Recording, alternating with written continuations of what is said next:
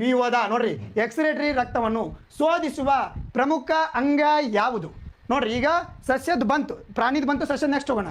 Which is the main organ is the human excretory system that is filter the blood. ಹಾಗಾದ್ರೆ blood ಹೋಯ್ತು, ಲಾಸ್ಟಿಗೆ ಬ್ಲಡ್ಡನ್ನು filter ಮಾಡೋದು ಯಾವುದು? ಶ್ವಾಸಕೋಶ, ಮೂತ್ರಜನಕಾಂಗ, ಹೃದಯ, ಜಠರ. ಓಕೆ, ಮೂತ್ರಜನಕಾಂಗ ಕಿಡ್ನಿ ಅಂತ ಕರಿತೀವಿ ನಾವು. ಏನಂತ ಕರಿತೀವಿ? ಕಿಡ್ನಿ ಅಂತ ಕರಿತೀವಿ. Okay, kidney. ಮತ್ತು ಅದನ್ನು ಬರ್ಕೋರಿ, ಕಿಡ್ನಿ. ಯಾಕಂದ್ರೆ ನೋಡ್ರಿ, ಪ್ರಾಣಿಗಳಲ್ಲಿ ವಿಸರ್ಜನೆ ನಿಶ್ವಾಸದ ಸಮಯದಲ್ಲಿ, ಅಂದರೆ ನಿಶ್ವಾಸ ಸಮಯದಲ್ಲಿ ಶ್ವಾಸಕೋಶದ ಮೂಲಕ ಕಾರ್ಬನ್ ಡೈಆಕ್ಸೈಡ್ಗಳು ತ್ಯಾಜ್ಯದ ರೂಪದಲ್ಲಿ ಹೇಗೆ ಹೊರಹಾಕುತ್ತದೆ ಎಂಬುದು ಸ್ಮರಿಸಿಕೊಳ್ಳಿ. ನೋಡ್ರಿ, ನಮ್ದು ಆಲ್ರೆಡಿ ಏನಾಗೈತೆ, ಆಕ್ಸಿಜನ್ ಹೆಂಗೆ ನಾವು ತೊಗೊತೀವಿ, ಹೊರಗೆ ಹೆಂಗೆ ಆಗ್ತೀವಿ ಅನ್ನೋದು ಆಲ್ರೆಡಿ ಶ್ವಾಸಕೋಶದಲ್ಲಿ. ರಿಬ್ಸ್ ಹೆಂಗೆ ಉಬ್ತವೆ ನಾಳೆ ನಿನ್ನೆ ಪಾಠದಾಗ ಹೇಳಿದ್ದೀನಿ. ಓಕೆ, ಹೇಗೆ ಹೊರಗಾಗುತ್ತೆ ಪದಾರ್ಥಗಳು ದೇಹದಿಂದ ಹೇಗೆ ಹೊರಗಾಗುತ್ತವೆ ಎಂಬುದನ್ನು ಈಗ ಕಂಡುಕೊಳ್ಳೋಣ. ಹಾಗಾದರೆ ಆಕ್ಸಿಜನ್ ಬಂದರೆ ಹೆಂಗಾಗುತ್ತೆ, ಅದೇ ರೀತಿ ಕಾರ್ಬನ್ ಡೈಆಕ್ಸೈಡ್ ಯಾವ ರೀತಿ ಹೊರಗೋತು, ಇಲ್ಲೇನೋ ಸಾಗಾಣಿಕೆ ಯಾವ ರೀತಿ ಆಯಿತು. ಹಾಗಾದರೆ ಆಹಾರ ಪದಾರ್ಥಗಳು ಯಾವ ರೀತಿ ತ್ಯಾಜ್ಯ ಪದಾರ್ಥ ಹೊರಗೋಗುತ್ತೆ. ಹಾಗಾದರೆ ಆಹಾರ ಪದಾರ್ಥಗಳಲ್ಲಿ ಪ್ರೋಟೀನು ರಕ್ತದಿಂದ ಯಾವ ರೀತಿ ನಮ್ಮ ಬಾಡಿಯಲ್ಲಿ ಹೋಯಿತು, ಅದೇ ರೀತಿ ಅಂತ ಉಳಿದ ತ್ಯಾಜ್ಯ ನಮ್ಮ ರಕ್ತದಲ್ಲಿ ಉಳಿದಿರ್ತಕ್ಕಂಥ ತ್ಯಾಜ್ಯ ಯಾವ ರೀತಿ ವಿಸರ್ಜನೆ ಆಗುತ್ತೆ ಅನ್ನೋದ ನೋಡ್ತಾ ಹೋಗೋಣ. ನೋಡ್ರಿ, ಜೀವಿಗಳ ಜೀವಕೋಶದಲ್ಲಿ ಉತ್ಪತ್ತಿ ಆಗುವ ತ್ಯಾಜ್ಯಗಳನ್ನು ಹೊರಹಾಕುವ ಕ್ರಿಯೆಗೆ ನಾವು ಏನಂತ ಕರಿತೀವಿ? ಎಕ್ಸ್ಕ್ರೀಷನ್, ವಿಸರ್ಜನೆ ಎನ್ನುವರು. ವಿಸರ್ಜನಾ ಕ್ರಿಯೆಯಲ್ಲಿ ಒಳಗೊಂಡಿರುವ ಭಾಗಗಳಿಂದ ವಿಸರ್ಜನಾಂಗವ್ಯೂಹ ಸಿಸ್ಟಮ್. ಓಕೆ, ಮಾನವರಲ್ಲಿ ವಿಸರ್ಜನಾಂಗವ್ಯೂಹ. ಓಕೆ, ಇದನ್ನು ಆಲ್ಮೋಸ್ಟ್ ಅಲ್ಲಿ ಕಲ್ತಿದ್ದೀರಿ ಅಂತ ಅನ್ಕೊತೀನಿ. ಓಕೆ, ನೋಡ್ರಿ, ರಕ್ತದಲ್ಲಿರುವ ತ್ಯಾಜ್ಯವು ದೇಹದಿಂದ ಹೊರ ಹೋಗಬೇಕು. ಇದು ಹೇಗೆ ನಡೆಯುತ್ತದೆ? ರಕ್ತವನ್ನು ಶೋಧಿಸುವ ಕಾರ್ಯ, ಅಂದರೆ ಫಿಲ್ಟ್ರೇಷನ್ ಮಾಡುವ ಕಾರ್ಯ ವಿಧಾನ ಒಂದು ಅಗತ್ಯವಿದಿರತಕ್ಕಂಥದ್ದು. ಇದ್ರ ಮೂತ್ರಜನಕಾಂಗದಲ್ಲಿರುವ ಲೋಮನಾಳಗಳಿಂದ ನಡೆಯುತ್ತದೆ. ಓಕೆ, ಮೂತ್ರಜನಕಾಂಗದಲ್ಲಿರುವ ಲೋಮನಾಳಗಳ ಮೂಲಕ ನಡೀತಕ್ಕಂಥ ರಕ್ತವು 2 ಮೂತ್ರಜನಕಾಂಗಗಳನ್ನು ತಲುಪಿದಾಗ, ನೋಡ್ರಿ, 2 ಮೂತ್ರಜನಕಾಂಗಗಳನ್ನು, 2 ಅದಾವ ಕಿಡ್ನಿ. ಮೂತ್ರಜನಕಾಂಗ ತಲುಪಿದಾಗ ಉಪಯುಕ್ತ ಮತ್ತು ಹಾನಿಕರ ಪದಾರ್ಥಗಳು 2 ಒಳಗೊಂಡಿರ್ತದೆ. ಏನು ಇಲ್ಲೇನಾಗಿರ್ತದೆ? ರಕ್ತದಲ್ಲಿ ಬಂದಾಗ ಏನಾಗುತ್ತೆ, ನಮಗೆ ಉಪಯುಕ್ತ ಮತ್ತು ಬೇಡವಾಗಿರ್ತಕ್ಕಂಥ ತ್ಯಾಜ್ಯ 2 ಒಳಗೊಂಡಿರ್ತಕ್ಕಂಥದ್ದು. ಇದು ಯಾವುದು? ರಕ್ತ. ಅಲ್ಲಿ ಎಲ್ಲಿ ಬರ್ತದೆ? ಮೂತ್ರಪಿಂಡಕ್ಕೆ ಬರ್ತಕ್ಕಂಥದ್ದು. ಎಲ್ಲಿಗೆ? ಮೂತ್ರಪಿಂಡಕ್ಕೆ. ಓಕೆ, ಉಪಯುಕ್ತ ಪದಾರ್ಥ ರಕ್ತಕ್ಕೆ ಮರು ಹೀರಲ್ಪಡ್ತದೆ. ನೋಡ್ರಿ, ಮರು ಹೀರಿಕೆ ಎಲ್ಲಿ ಆಗುತ್ತಂತಂದರೆ ದೇಹದಲ್ಲಿ ಕಿಡ್ನಿ ಒಳಗಡೆ. ಮರು ಹೀರಿಕೆ ಕ್ರಿಯೆ ಎಲ್ಲಿ ಆಗುತ್ತಂದರೆ ಕಿಡ್ನಿ ಒಳಗಡೆ. ಓಕೆ, ಮೂತ್ರ ನೋಡ್ರಿ ಹೀರಲ್ಪಡ್ತದೆ. ನೀರಿನಲ್ಲಿ ಕರಗಿದ ತ್ಯಾಜ್ಯಗಳನ್ನು ಎದರ ಮೂಲಕ? ಮೂತ್ರದ ಮೂಲಕ ರೂಪದಲ್ಲಿ ಹೊರ ಹೋಗುತ್ತದೆ. ಓಕೆ, ಇಲ್ಲೇನು ರಕ್ತದಲ್ಲಿರ್ತಕ್ಕಂಥ ಇನ್ನೂ ಉಪಯುಕ್ತವಾದ ಪದಾರ್ಥಗಳನ್ನು ಮೂತ್ರಜನಕಾಂಗದಲ್ಲಿ, ಏನು ಮೂತ್ರಪಿಂಡದಲ್ಲಿ ನಮ್ದು ಏನಾಗುತ್ತೆ? ಮರು ಹೀರಿಕೆ ಆಗುತ್ತೆ. ಆ ನೀರಿನಲ್ಲಿರ್ತಕ್ಕಂಥ ತ್ಯಾಜ್ಯ ವಸ್ತುನ ಇದೇನು ಮಾಡುತ್ತೆ? ಯೂರಿನ್ ಬ್ಲಾಡರ್ ಮೂಲಕ, ಮೂತ್ರಕೋಶದ ಮೂಲಕ, ಯೂರಿನ್ ಮುಖಾಂತರ ಹೊರಗಾಗ್ತಕ್ಕಂಥದ್ದು. ಮೂತ್ರದ್ವಾರದ ಮೂಲಕ, ಯೂರಿನರಿ ಓಪನಿಂಗ್ ಮೂಲಕ ಹೊರಗಾಗ್ತಕ್ಕಂಥದ್ದು. ಅದು ಗಂಡಿರಲಿ ಅಥವಾ ಹೆಣ್ಣಿರಲಿ. ಓಕೆ, ವಯಸ್ಕ ಮಾನವನಲ್ಲಿ ಸಾಮಾನ್ಯವಾಗಿ 24 ಗಂಟೆಯಲ್ಲಿ 1 ರಿಂದ 1.8 ಲೀಟರ್ ಮೂತ್ರವನ್ನು ವಿಸರ್ಜನೆ ಮಾಡ್ತಾನೆ. ಎಷ್ಟು ಮಾಡ್ತಾನೆ? 1 ರಿಂದ 1.8. ಕ್ವಶನ್ ಕೇಳಿದಾನೆ, 1 to 1.8 ಲೀಟರ್ 24 ಗಂಟೆಯಲ್ಲಿ. ಒಂದು ದಿನದಲ್ಲಿ ಸಾಮಾನ್ಯ ವ್ಯಕ್ತಿ ಮೂತ್ರದಲ್ಲಿ ಏನೇನು ಇರ್ತೈತೆ ಅಂದರೆ, ಮೂತ್ರದಲ್ಲಿ 95% ನೀರು, 2.5% ಯೂರಿಯಾ ಹಾಗೂ 2.5% ಇತರೆ ತ್ಯಾಜ್ಯ ಪದಾರ್ಥಗಳಿರ್ತವೆ. ಇದನ್ನು ನೋಡ್ಕೊಡ್ರಿ. ಏನು? ಮೂತ್ರದಲ್ಲಿ 95% ನೀರು ಇರ್ತೈತಿ, 2.5% ಯೂರಿಯಾ ಇರ್ತೈತಿ, 2.5% ತ್ಯಾಜ್ಯ ವಸ್ತು ಇರ್ತಕ್ಕಂಥದ್ದು. ಓಕೆ, ಕಡು ಬೇಸಿಗೆ ದಿನದಲ್ಲಿ ಬೆವರು ಅನುಭವವನ್ನು ನಾವೆಲ್ಲ ಪಡೆದಿದ್ದೇವೆ. ಬೆವರಿನಲ್ಲಿ ನೀರು ಮತ್ತು ಲವಣಗಳು 2 ಇರ್ತವೆ. ನೋಡ್ರಿ, ಒಂದು ಕ್ವಶನ್ ಏನು ಕೇಳೋಣಂದ್ರೆ, ಎಕ್ಸೆಪ್ಷನಲ್ ಕ್ವಶನ್ ಏನು ಕೇಳೋಣಂದ್ರೆ, ನೀರು ಮತ್ತು ಲವಣಗಳಿರ್ತವೆ. ಓಕೆ, ಬೇಸಿಗೆಯಲ್ಲಿ ಕೆಲವು ಬಾರಿ ನಮ್ಮ ಬಟ್ಟೆಗಳ ಮೇಲೆ, ವಿಶೇಷವಾಗಿ ಕಂಕುಳಿನ ಜಾಗದಲ್ಲಿ ಬೆವರಿನ ಬಿಳಿ ಕಲೆಗಳು ಅಂಗಿ ಮೇಲೆ ಇಲ್ಲೆಲ್ಲ ಕಂಕುನ್ಯಾಗ ಏನಾಗುತ್ತೆ? ಬೆಳ್ಳಗೆ ಹಾಕೊಂಡು ಆಗಿರ್ತಿರ್ತೈತಲ್ಲ, ವೈಟ್ ಡ್ರೆಸ್ನಾಗೆಲ್ಲ ಒಂದು ಯಾರ ಬ್ಲ್ಯಾಕ್ ಡ್ರೆಸ್ ಹಾಕಿರಿ, ಇಲ್ಲೇ ಕಂಕುಳಿನಾಗ ಏನಾಗುತ್ತೆ? ಫುಲ್ ಬೆವರು ಬಂದು ಏನಾಗಿರ್ತೈತಿ?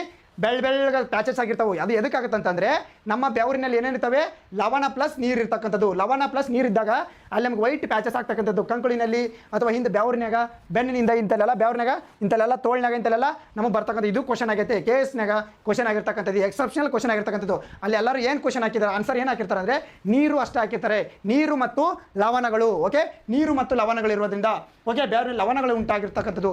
ಬೇರೆ ಯಾವುದಾದ್ರೂ ಕಾರ್ಯವನ್ನು ಬೆವರು ನಿರ್ವಹಿಸುತ್ತದೆ ಅಂದರೆ, ಮಣ್ಣಿನ ಮಡಿಕೆಯಲ್ಲಿ ನೀರು ತಂಪಾಗಿರಲು ಕಾರಣವೇನಂತಂದರೆ, ಇನ್ನೊಂದು ಎಕ್ಸೆಪ್ಷನಲ್ ಕ್ವಶನು, ಮಣ್ಣಿನ ಮಡಿಕೆಯಲ್ಲಿ ನೀರು ತಂಪಾಗಿರಲು ಕಾರಣವೇನಂತಂದರೆ, ನೋಡ್ರಿ ಇಲ್ಲಿ ಸಣ್ಣ ಮಡಿಕೆ ನೀರಿನಲ್ಲಿ ಸಣ್ಣ ತನ್ನ ಏನಿರ್ತಕ್ಕಂಥವು ತೂತುಗಳ ರಂಧ್ರಗಳಿರ್ತಕ್ಕಂಥವು. ಈ ರಂಧ್ರಗಳ ಮೂಲಕ ನೀರು ಆವಿಯಾಗಿ ಹೋಗ್ತಾ ಇರುತ್ತೆ. ನೀರು ಆವಿಯಾದಾಗ ತಂಪನೆ ಗಾಳಿ ಬರ್ತಕ್ಕಂಥದ್ದು.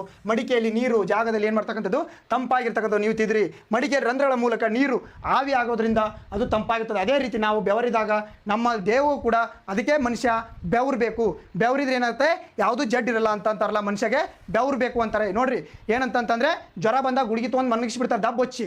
ಎದಕ್ಕಂತಂದರೆ ಬೆವರಿನ ಮುಖಾಂತರ ನಮ್ಮ ಟೆಂಪ್ರೇಚರ್ ಏನಾಗಲಿ ಅಂತೇಳಿ ಕಡಿಮೆ ಆಗಲಿ ಅಂತೇಳಿ. ನೋಡ್ರಿ ನಾವು ಟ್ಯಾಬ್ಲೆಟ್ ಜ್ವರ ಬಂದಾಗ ಟ್ಯಾಬ್ಲೆಟ್ ತೊಗೊಂಡು ಡಬ್ಬು ಹಚ್ಚಿಂಗ್ ಮನಗಿಸ್ಬಿಡ್ತಾರೆ. ಎದಕ್ಕೆ ಹಾಸಿಗೆ ಹಚ್ಕೊಂಡು ಮಕ್ಕು ಅಂತಾರಂದರೆ ಬೆವರು ಬರಬೇಕು. ಬೆವರಿಗೆ ಬಂದ್ರೆ ಅವಾಗ ನಮ್ಮ ಬಾಡಿ ಏನಾಗುತ್ತೆ ಕೂಲ್ ಆಗುತ್ತೆ. ಅರ್ಥ ಆಯ್ತಾ? ಬಾಡಿ ಟೆಂಪ್ರೇಚರ್ ಏನು ಕಡಿಮೆ ಆಗ್ತಕ್ಕಂಥದ್ದು. ಓಕೆ, ಪ್ರಾಣಿಗಳು ದೇಹದಿಂದ ರಾಸಾಯನಿಕ ತ್ಯಾಜ್ಯಗಳನ್ನು ಹೊರ ತೆಗೆಯುವ ವಿಧಾನವು ನೀರಿನ ಲಭ್ಯತೆಯನ್ನು ಅವಲಂಬಿಸಿರುತ್ತದೆ. ಮೀನುಗಳಂತಹ ಜಲಚರ ಪ್ರಾಣಿಗಳು ನೀರಿನಲ್ಲಿ ನೇರವಾಗಿ ಕರಗುವ ಅಮೋನಿಯಾ. ನೋಡ್ರಿ ಇದು ಇಂಪಾರ್ಟೆಂಟು. ಇದು ಕ್ವಶನ್ ಆಗೈತಿ. ಏನಕ್ಕೆ ಕ್ವಶನ್ ಆಗೈತಿ ನೋಡ್ರಿ. ಮೀನುಗಳಂಥ ಜಲಚರ ಪ್ರಾಣಿಗಳಲ್ಲಿ ಏನು ಮಾಡ್ತೈತದು ನೀರಿನಲ್ಲಿ ನೇರವಾಗಿ ಕರಗುವ ಅಮೋನಿಯಾ ರೂಪದಲ್ಲಿ ಕೋಶೀಯ ತ್ಯಾಜ್ಯಗಳನ್ನು ವಿಸರ್ಜಿಸುತ್ತದೆ. ಏನಂತಂದರೆ ನೀರು ನೋಡ್ರಿ ಮೀನಿನಲ್ಲಿ ಏನಂತಂತಂದರೆ ಮೀನಿನಲ್ಲಿ ಯಾವ ರೀತಿ ವಿಸರ್ಜನೆ ಮಾಡ್ತದೆ ಅಂದರೆ ಮೀನು ಆಕ್ಸಿಜನ್ ಯಾವ ರೀತಿ ಪಡ್ಕೊಳುತ್ತೆ ಕಿವಿರುಗಳ ಮೂಲಕ ಪಡ್ಕೊಳುತ್ತೆ. ಬಟ್ ಅದು ವಿಸರ್ಜನೆ ಮಾಡಬೇಕಲ್ಲ, ವಿಸರ್ಜನೆ ಏನನ್ನು ವಿಸರ್ಜನೆ ಮಾಡ್ತದೆ ಅಮೋನಿಯಾ. ಬಟ್ ಮನುಷ್ಯರು ಯೂರಿಯಾ. ನೋಡ್ರಿ ಮನುಷ್ಯ ಏನು ಮಾಡ್ದ ಯೂರಿಯಾ. ಓಕೆ, ಯೂರಿಯಾನ ವಿಸರ್ಜನೆ ಮಾಡಿದೆ ಕೊನೆಯದಾಗಿ. ಬಟ್ ಮೀನುಗಳು ಜಲಚರ ಪ್ರಾಣಿ ಮೀನುಗಳು ಏನು ಮಾಡ್ದವು ಅಮೋನಿಯಾ ರೂಪದಲ್ಲಿ ಕೋಶೀಯ ತ್ಯಾಜ್ಯಗಳನ್ನು ವಿಸರ್ಜನೆ ಮಾಡ್ತಕ್ಕಂಥದ್ದು. ನೆಕ್ಸ್ಟ್ ಪಕ್ಷಿ ಮತ್ತು ಹಲ್ಲಿಗಳಲ್ಲಿ ಕ್ವಶನ್ ಕೇಳಿದಾನೆ KS UPSC ಒಳಗಡೆ ಕ್ವಶನ್ ಆಗೈತೆ ಇದು. ಓಕೆ ನೋಡ್ರಿ KS ಇದನ್ನ ಎಲ್ಲಿ ನಿಮ್ಗೆ ಯಾವ ಬುಕ್ದಾಗೂ ಹೇಳಂಗಿಲ್ಲ, ಹೇಳಿರ್ತಾರೆ ಜಸ್ಟ್ ಒಂದು ಪಾಯಿಂಟ್ ಕೊಟ್ಟಿರ್ತಾರೆ. ಬಟ್ ಇದನ್ನೆಲ್ಲ ಹೇಳಿ ನಿಮ್ಗೆ ಹೇಳಿದರೆ ಅರ್ಥ ಆಗುತ್ತೆ. ಪಕ್ಷಿ ಮತ್ತು ಹಲ್ಲಿ ಹಾವುಗಳಂಥ ಭೂಚರ ಜೀವಿಗಳಲ್ಲಿ ಅರೇಗನ ರೂಪದ ಬಿಳಿಯ ಬಣ್ಣದ ಸಂಯುಕ್ತ. ನೋಡ್ರಿ ಯೂರಿಕ್ ಆಮ್ಲ ಬಿಡುಗಡೆ ಆಗ್ತಕ್ಕಂಥದ್ದು ಯಾವುದು ಪಕ್ಷಿ ಹಲ್ಲಿ ಹಾವುಗಳಲ್ಲಿ ಯಾವುದು ಬಿಳಿ ಬಣ್ಣದ ಸಂಯುಕ್ತ ಯೂರಿಕ್ ಆಮ್ಲ. ನೋಡ್ರಿ ಅದರದ್ದು ವಿಸರ್ಜನೆ ಏನಾಗ್ತಕ್ಕಂಥದ್ದು ಯೂರಿಕ್ ಆಮ್ಲವನ್ನು ವಿಸರ್ಜಿಸುತ್ತದೆ. ಮಾನವರಲ್ಲಿ ಮುಖ್ಯ ತ್ಯಾಜ್ಯದ ಉತ್ಪನ್ನ ಯಾವುದು ನಮ್ಮದ್ರಲ್ಲಿ ಯೂರಿಯಾ. ಇವನ್ನೆಲ್ಲ ಓಕೆ ಇದೇ ಚಿತ್ರ ನಿಮ್ಗೆ ಹೇಳ್ಬೇಕಾಗಿದ್ದು ನೋಡ್ರಿ ಅಮೆನೋಟೋಸಮ್. ನೋಡ್ರಿ ಮೀನಿನಲ್ಲಿ ನೋಡ್ರಿ ಪ್ರೈಮರಿ ವೇಸ್ಟ್ ಎದ್ರ ಬರ್ತೈತಿ ಅಮೋನಿಯಾದಾಗ. ನೋಡ್ರಿ ammonia formation high water availability hello for the rapid dilution for the toxic ammonia ಬರ್ತಕ್ಕಂಥದ್ದು. ನೋಡ್ರಿ ಮೀನಿನಲ್ಲಿ ಹೆಂಗೆ ಬರ್ತಕ್ಕಂಥದ್ದು ಅಮನೋಟಾಲಿಸಮ್ ಅಂದರೆ ವೇಸ್ಟ್ ಅಮೋನಿಯಾ ಟಾಕ್ಸಿಸಿಟಿ ಹೈ ಇರ್ತಕ್ಕಂಥದ್ದು ಮೀನಿನಲ್ಲಿ. ನೋಡ್ರಿ ಇದು ಮೀನಿಂದು ಅಗಳ ಏನಲ್ಲ ಇದೇ ಚಿತ್ರ ನಾನು ಹೇಳಿದ್ದು. ಓಕೆ, ವಾಟರ್ ರಿಕ್ವೈರ್ಡ್ ಎಷ್ಟು ಇರ್ತೈತಿ 300 to 500 ml ಇರ್ತಕ್ಕಂಥದ್ದು. ಯಾವ ಹ್ಯಾಬಿಟೆಂಟ್ ಒಳಗಡೆ ಅಮೋನಿಯಾ ಬಿಡುಗಡೆ ಆಗುತ್ತಂದರೆ ಹ್ಯಾಬಿಟೆಂಟ್ ಏನಿರಬೇಕು ಅಕ್ವಾಟಿಕ್ಕು ಫಿಶ್ಶು ಇನ್ವರ್ಟೆಬ್ರೇಟ್ಸ್ ಒಳಗಡೆ. Okay, process direct diffusion ವಾಯಾ ಗಿಲ್ಸಿಂದ. ನೋಡಿರಿ ಗಿಲ್ಸಿಂದ ಡೈರೆಕ್ಟ್ ಡಿಫ್ಯೂಷನ್ ಆಗಿ ಡೈಸ್ಟ್ ಟ್ರ್ಯಾಕ್ ಒಳಗಡೆ ನೆಕ್ಸ್ಟ್ ಕಿಡ್ನಿ ಮೂಲಕ ಏನು ಬರ್ತಕ್ಕಂಥದ್ದು ವಾಟರ್ ಅಥವಾ ಅಮೋನಿಯಾ ರೆಗ್ಯುಲೇಟ್ ಆಗಿ ಅಮೋನಿಯಾ ಬರ್ತಕ್ಕಂಥದ್ದು. ನೋಡಿರಿ ನಮ್ಮದ್ರೊಳಗೆ ಮನುಷ್ಯರ ಒಳಗಡೆ ಯೂರಿಯಾ ಲೋ ಕಾನ್ಸಂಟ್ರೇಷನ್ ಇರ್ತಕ್ಕಂಥದ್ದು. ನೆಕ್ಸ್ಟ್ ಮೀಡಿಯಮ್ ಎಷ್ಟು ಇರ್ತದೆ 50 ml ಇರ್ತಕ್ಕಂಥದ್ದು ನಮ್ಮದು ವಾಟರ್. ಓಕೆ, ನೆಕ್ಸ್ಟ್ ಪಕ್ಷಿಗಳು ಯುರಿಕೋಟೋಲಾಜಿಸಿಸ್ಟ್ ಯಾವ ಯೂರಿಕ್ ಆ್ಯಸಿಡ್ ಬರ್ತಕ್ಕಂಥದ್ದು ಪಕ್ಷಿ ಹಾವು ಹಲ್ಲಿ ಇದು ವೆರಿ ಲೋ ಇರ್ತಕ್ಕಂಥದ್ದು. ಏನು ಆ್ಯಂಟಿಸಿಟಿ ಅಂದರೆ ಆ್ಯಸಿಡ್ ಥರ ಲೋ ಇರ್ತಕ್ಕಂಥದ್ದು 10 ml per 1 ಗ್ರಾಮ್ ಇರ್ತದೆ. ಅರಿಯಲ್ ಬರ್ಡ್ಸ್ ಅಥವಾ ರೆಪ್ಟೈಲ್ಸ್ ಕನ್ವರ್ಜೇಷನ್ ಕಲ್ಕೋದೊಳಗಡೆ ಇರ್ತಕ್ಕಂಥದ್ದು. ಇದನ್ನು ಹೇಳಿದ್ನಲ್ಲ ಅಕ್ಕಿಗಳದ್ದು ಕ್ವಶನ್ ಕೇಳ್ತೀವಿ. ಕೆಲವು ಬಾರಿ ಸೋಂಕು ಅಥವಾ ಗಾಯದಿಂದಾಗಿ ವ್ಯಕ್ತಿ ಮೂತ್ರಜನಕಗಳು ಕೆಲಸ ನಿಲ್ಲಿಸಬಹುದು. ಓಕೆ, ಮೂತ್ರಜನಕ ವೈಫಲ್ಯದ ಫಲಿತಾಂಶ ಏನು ಮಾಡ್ತೀವಿ ನಾವು ಡಯಾಲಿಸಿಸನ್ನು ಮಾಡ್ತಕ್ಕಂಥದ್ದು. ನಮ್ಮ ಮೂತ್ರಜನಕ ಚೆನ್ನಾಗಿ ಕೆಲಸ ಮಾಡಲಿಲ್ಲ ಅಂದರೆ ಏನು ಮಾಡ್ತೀವಿ ಡಯಾಲಿಸಿಸ್ ಮಾಡ್ತೀವಿ.